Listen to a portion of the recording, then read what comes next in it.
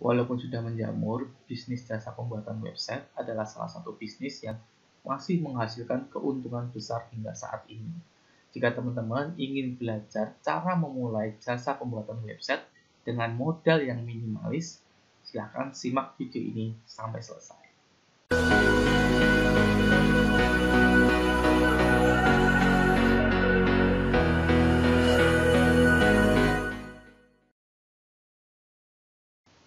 Halo, apa kabar teman-teman?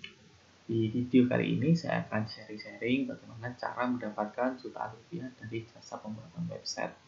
Jadi video ini saya buat berdasarkan studi case saya sendiri yang saya lakukan sejak tahun 2008.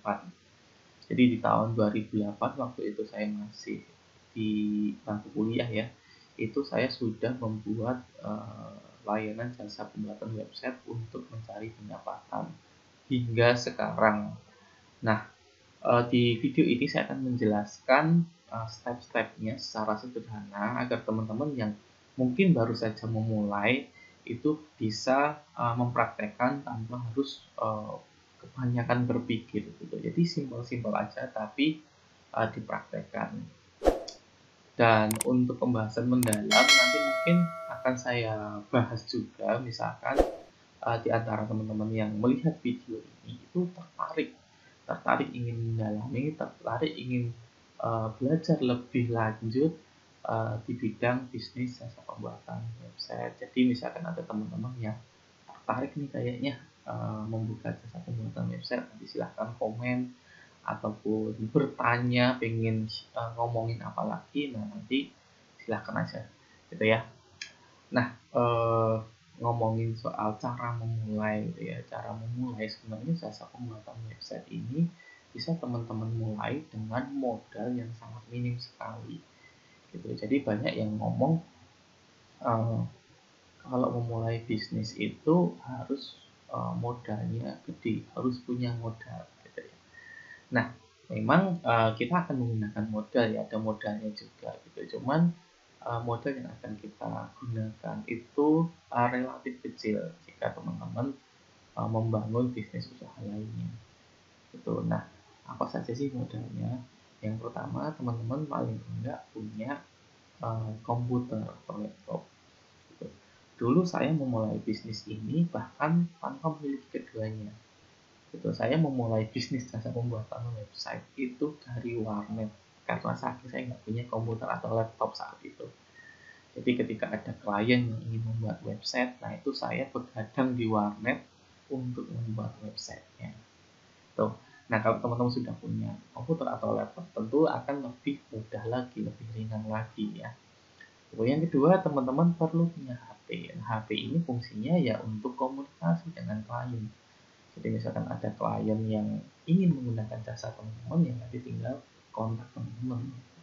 Kalau zaman dulu saya masih menggunakan telepon dan SMS ya, nggak segampang sekarang. Telepon dan SMS kan ketika kita berbalas pesan atau saling menelpon itu kan makan pulsa yang lumayan. Gitu. Kalau sekarang kita cukup modal daftar pakai data, kita bisa memanfaatkan WhatsApp, Telegram, sosial media untuk berkomunikasi. Jadi lebih hemat. Gitu. Jadi ada kemudahan-kemudahan yang bisa teman-teman dapatkan jika memulai bisnis ini di masa sekarang. Kemudian berikutnya adalah internet. Nah, internet ini juga merupakan suatu hal yang saat ini umum ya. Jadi udah bukan barang mahal lagi gitu. Kalau zaman dulu internet ini bisa dibilang lumayan gitu. Kalau mau pasang internet di rumah waktu itu masih pakai Telkomnet instan dan itu makan kuota apa namanya teleponnya lumayan besar. Atau kalau ke warnet, kalau teman-teman nggak cepet garapnya ya akan makan billing warnet yang lumayan juga gitu. Tapi sekarang pakai data 10.000 rupiah aja udah bisa dapat ya. Jadi teman-teman bisa berhemat dari situ, semakin hemat dari zaman dulu. Kemudian yang berikutnya adalah hosting dan domain. Jadi kalau saya jelasin sedikit, hosting itu nanti adalah server untuk menyimpan data file website teman-teman.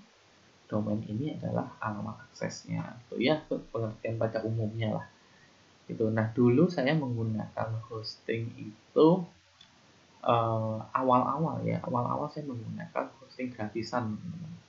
Hosting gratisan, di mana hosting gratisan ini memiliki kelemahan. Jadi pertama, teman-teman nggak dapat support, gitu, nggak dapat support. Kenapa? Ya mana mungkin si layanan hosting gratisan ini memberikan support, sementara kita nggak memberikan apapun ke mereka. Yang kedua, eh, kepemilikannya nggak bisa dipertanggungjawabkan. Gitu. Artinya maksud saya seperti ini, ketika akun hosting teman-teman itu tiba-tiba hilang gitu ya, kita nggak bisa mengklaim apa-apa ke layanan hostingnya. Kita menggunakan layanan hostingnya kan gratis gitu kan. Mereka nggak punya ikatan apapun, nggak perlu mengganti rugi apapun ke kita, karena kita sudah netting mereka gratis lagi kan gitu. Jadi itu yang saya lakukan dulu, dan kebetulan layanan hosting yang saya gunakan dulu itu menerapkan jika dalam jangka waktu 30 hari gitu ya, itu website kita tidak punya visitor yang banyak, itu websitenya akan dihapus. Gitu. Nah, saran saya dari pengalaman-pengalaman tadi, teman-teman sebaiknya menggunakan hosting berbayar aja. Cari aja hosting-hosting yang murah ya. Yang penting bisa menampung untuk website landing page lah. Itu sudah cukup. Gitu. Jadi dulu ketika hosting gratis saya itu dihapus, itu saya menggunakan layanan hosting yang cukup murah dulu dari salah satu layanan di Indonesia, walaupun space-nya kecil banget ya. Waktu itu per tahunnya kalau nggak salah 150.000 gitu, dengan kuota hanya beberapa mega, ya hanya beberapa mega, beberapa puluh mega gitu. Itu yang saya gunakan, dan itu cukup untuk install WordPress pas-pasan gitu. Kemudian berikutnya adalah menggunakan domain yang murah gitu. Nah, ini sama kasusnya dengan hosting, teman-teman. Jadi domain itu sendiri kan ada domain gratis, ada domain berbayar. Domain gratis yang terkenal di zaman saya dulu itu co.cc. Gitu. Sekarang kayaknya udah nggak ada. Gitu. Jadi alamat websitenya nanti nama website .co.cc seperti itu. Itu dulu populer banget digunakan oleh teman-teman yang membuat website secara gratis. Gitu. Atau menggunakan blogspot custom domain itu menggunakan co.cc. Nah, kalau saat ini saya sarankan sih teman-teman nggak perlu sampai sehemat itu ya.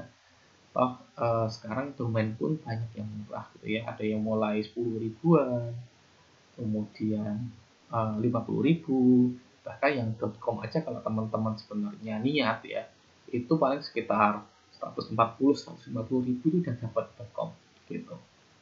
Jadi teman-teman bisa mempertimbangkan untuk menggunakan domain berbayar aja daripada pakai yang gratisan, lebih aman ya, lebih aman dan terlihat lebih profesional. Itu dulu kalau domain pertama yang saya gunakan waktu itu .co.cc kan, kemudian waktu itu websitenya kehapus termasuk dengan domainnya kan otomatis hilang juga. Kemudian saya waktu itu beli .com, waktu itu beli .com masih sekitar berapa ya, 100 ribuan kira-kira gitu. Jadi hanya modal sekitar 150 ribu hosting dan 100 ribu untuk domain gitu, jadi totalnya 250 ribu. Dan itu saya dapatkan dari hasil pembuatan websitenya. Jadi keuntungan pembuatan website itu saya alokasikan untuk beli hosting dan domain, karena sebelumnya kan pakai gratisan dapat klien gitu ya. Tuh, jadi itu gunakan hosting dan domain yang berbayar aja, nggak usah yang gratis. Jangan terlalu ngirit, jangan terlalu pelit untuk bisnis yang akan teman-teman rintis. Itu pasti balik modal, bahkan di order pertama. Nanti akan saya jelaskan juga. Nah, kemudian setelah punya hosting dan domain, apa yang teman-teman buat? Jadi yang pasti teman-teman bikin landing page untuk penjualannya.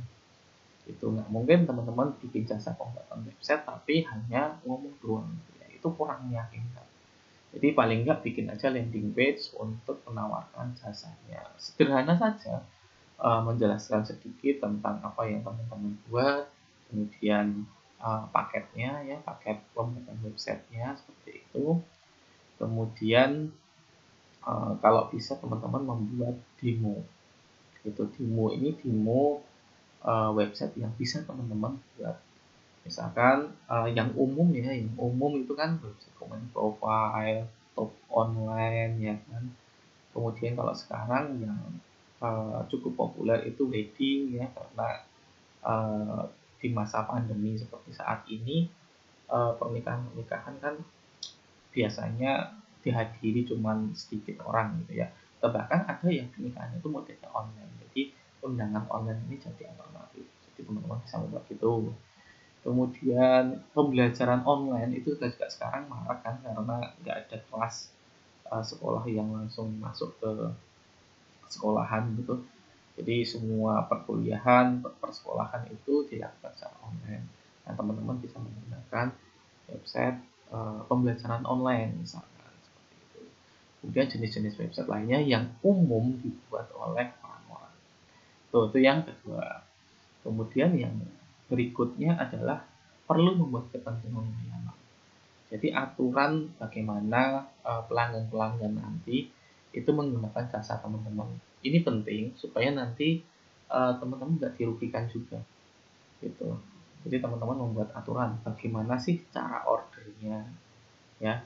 Kemudian berapa lama pembuatan, nah itu perlu teman-teman informasikan.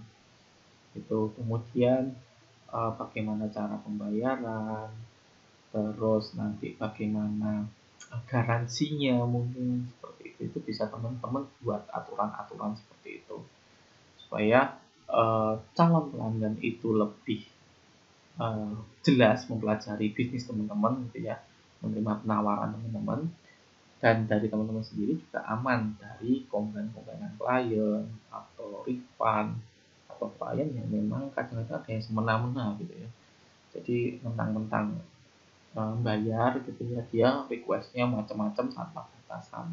Nah, kita harus membuat batasan-batasan seperti itu supaya teman-teman nyaman dan gak stres. Oke. Nah, berikutnya ngomongin desain. Nah, membuat landing page itu kan butuh desain ya, butuh desain. Nah, kalau zaman dulu ketika kita mendesain website, membuat website itu bisa dibilang cukup sulit ya.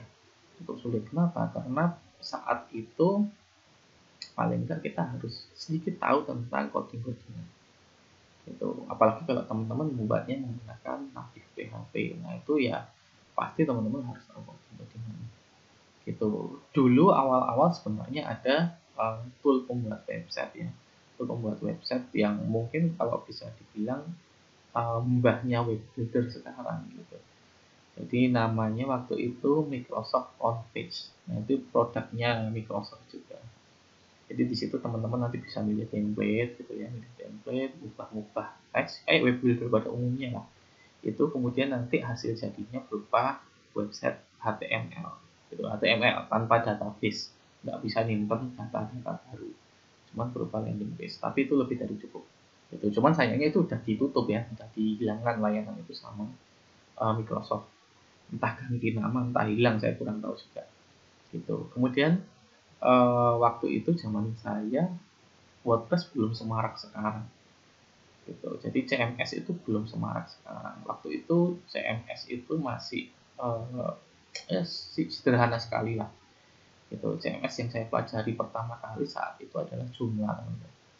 Joomla ini salah satu CMS yang dulu itu cukup populer dan kaya fitur juga gitu, walaupun banyak plugin-plugin, modul dan komponen gitu ya. Jadi kalau Joomla itu dulu pakai modul, komponen, plugin ya, itu untuk bisa berjalan, dan itu ada yang berbayar gitu. Dan menu adminnya bisa dibilang cukup ribet karena pilihan menunya tuh banyak banget gitu. Sementara WordPress belum secanggih sekarang. WordPress masih media blogging memang dulu ya, belum secanggih seperti zaman sekarang. Tapi saat ini teman-teman sangat dipermudah sekali dengan perkembangan teknologi yang ada, termasuk teknologi di bidang perwebsitean ini. WordPress bisa dibilang merupakan CMS yang paling favorit kali ya sekarang ya. Itu karena kemudahan penggunaannya, kemudahan cara mempelajarinya, dan juga fiturnya yang kaya banget. Jadi hampir macam-macam jenis website itu bisa dibuat menggunakan WordPress. Jadi enak banget. Gitu, jauh lebih enak dari zaman dulu. gitu. Nah, kemudian ngomongin lagi soal tampilan, desain tampilan. Eh, Enaknya menggunakan CMS seperti WordPress itu tadi, itu ada fitur tema di situ. Dimana tema ini nanti teman-teman tinggal ganti konten, ganti gambar, itu tampilannya sudah jadi. Gitu. Ditambah lagi dengan adanya web builder dengan template-template instan bawaan web builder itu makin mempermudah teman-teman mendesain sebuah website. Jadi kalau teman-teman sudah terbiasa membuat website, bikin website itu hitungan menit sudah jadi, gitu. Kecuali harus mendesain template yang benar-benar custom. Tuh. Terus berikutnya gimana sih cara bikin demo? Tuh kan tadi kita sudah bikin landing page nih pakai CMS WordPress misalnya. Nah, berikutnya kita bikin demo ini untuk membuat calon pelanggan itu punya gambaran. Mereka ingin membuat website di tempat kita, nanti hasilnya seperti apa. Jangan-jangan hasilnya jelek. Jangan-jangan ini cuma layanan abal-abal gitu kan.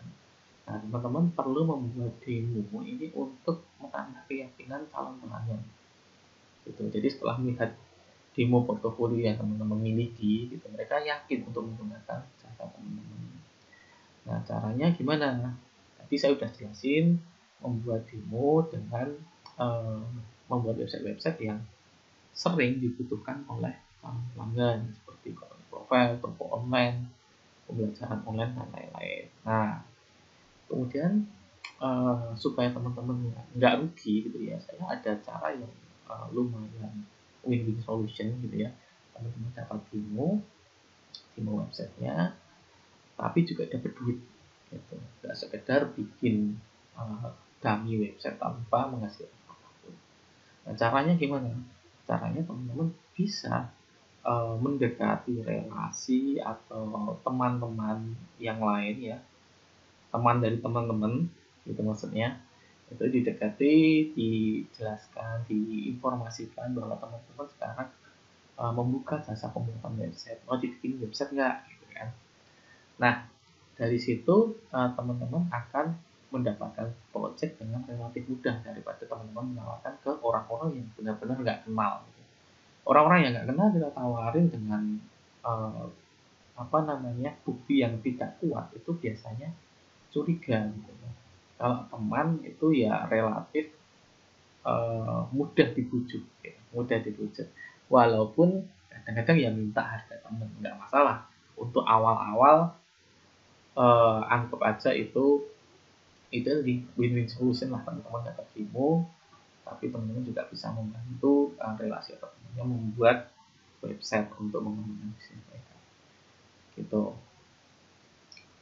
Nah, setelah itu setelah teman-teman bikin demo ya, bikin demo dari relasi atau klien, berarti kan hasilnya itu bisa teman-teman display nih di landing page, display di situ portofolio saya atau portofolio kami, kadang-kadang seperti itu ya, walaupun kita personal tapi ngomongnya kami gitu seolah-olah perusahaan gitu, walaupun sebenarnya teman-teman ngomong saya gitu aja nggak apa-apa gitu, lebih personal gitu. Nah, setelah demo tadi dipasang di website, teman-teman bisa mulai mencari pelanggan gitu. Jadi sudah punya alat jualan nih, sudah punya alat jualan untuk ditawarkan ke calon-calon pelanggan.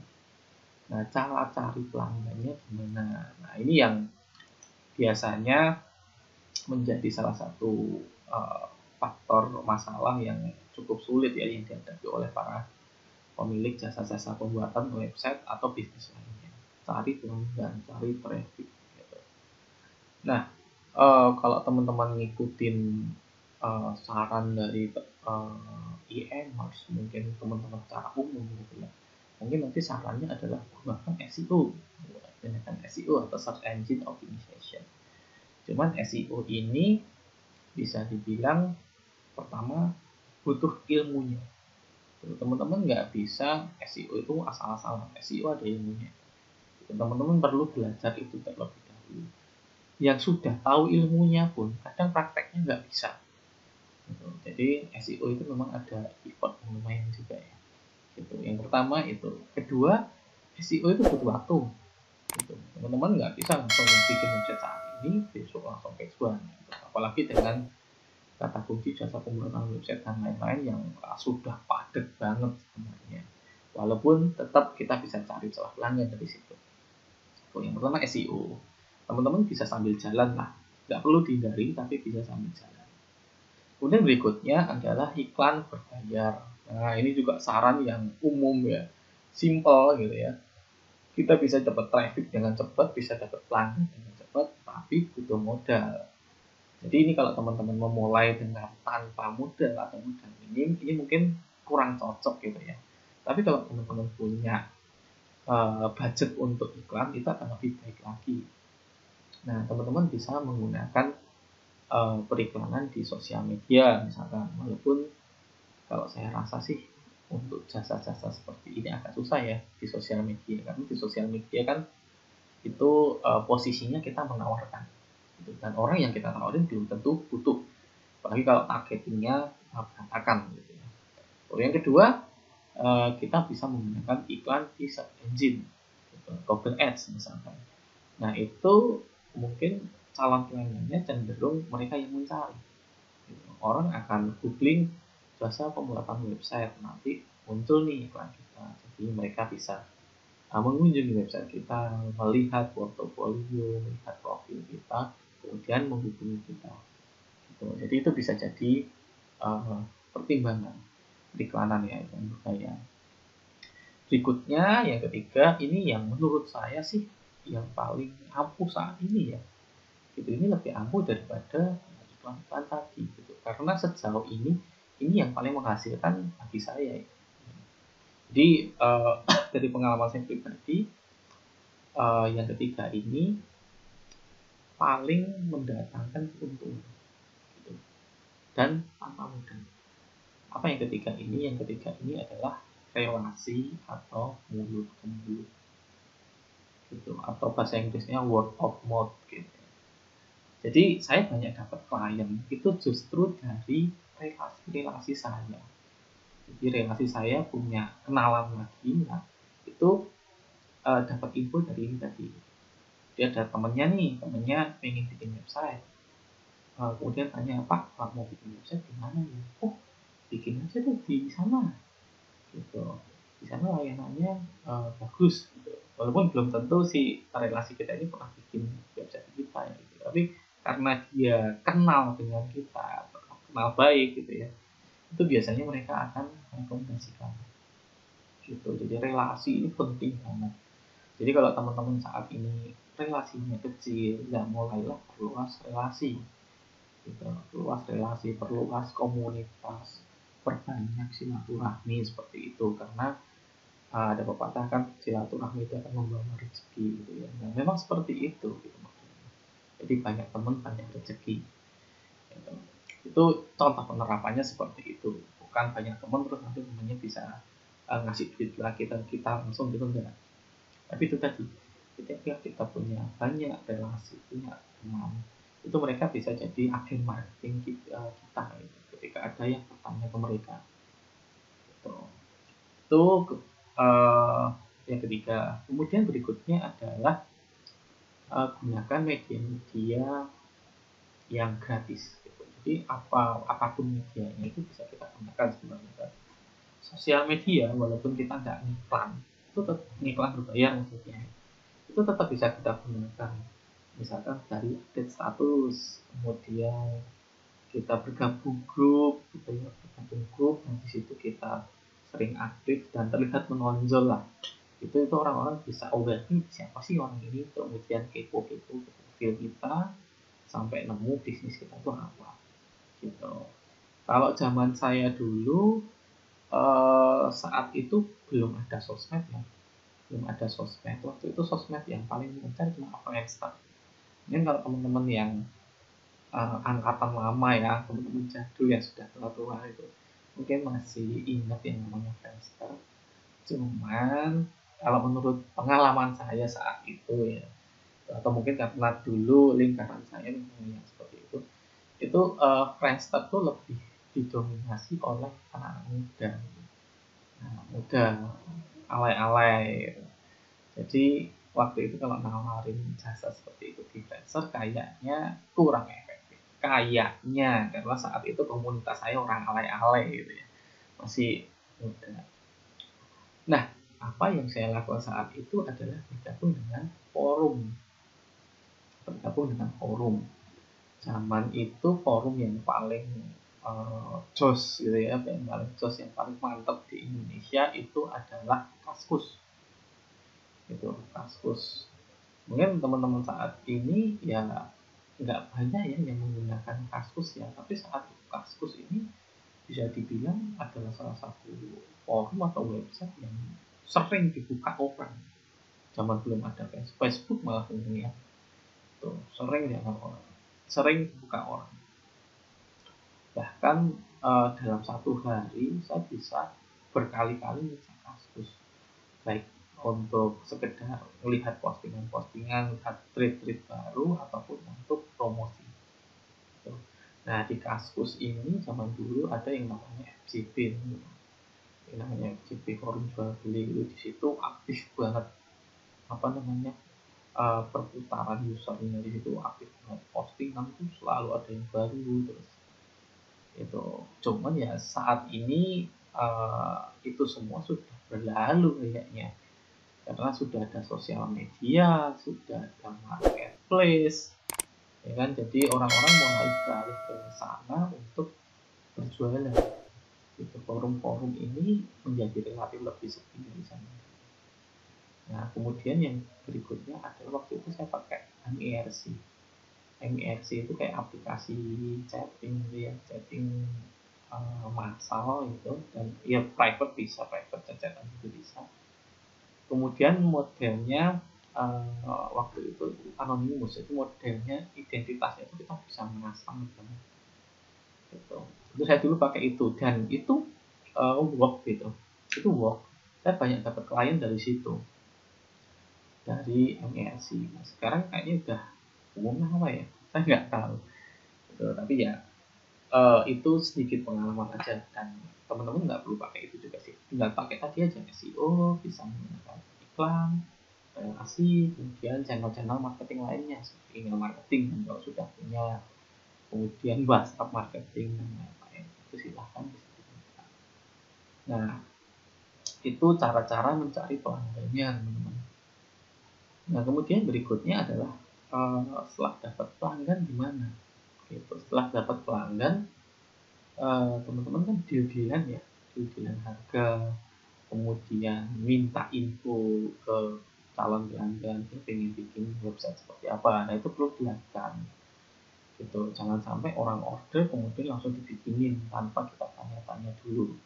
Nah sekarang sini bidang kita adalah jasa, jasa pembuatan website itu kita bikin sesuai maunya klien, dan apa yang kita lakukan itu hanya memahami apa yang dia infokan, kemudian mengolah kira-kira seperti apa, dan juga memberi saran baiknya bagaimana, karena nggak semua klien yang datang ke kita itu paham gitu. Mereka hanya menggambarkan kebutuhan itu berdasarkan bayangan dia gitu. Tapi kita sebagai orang yang mungkin nanti lebih lama berkecimpung di website dan lain-lainnya, itu pasti lebih paham harusnya seperti ini.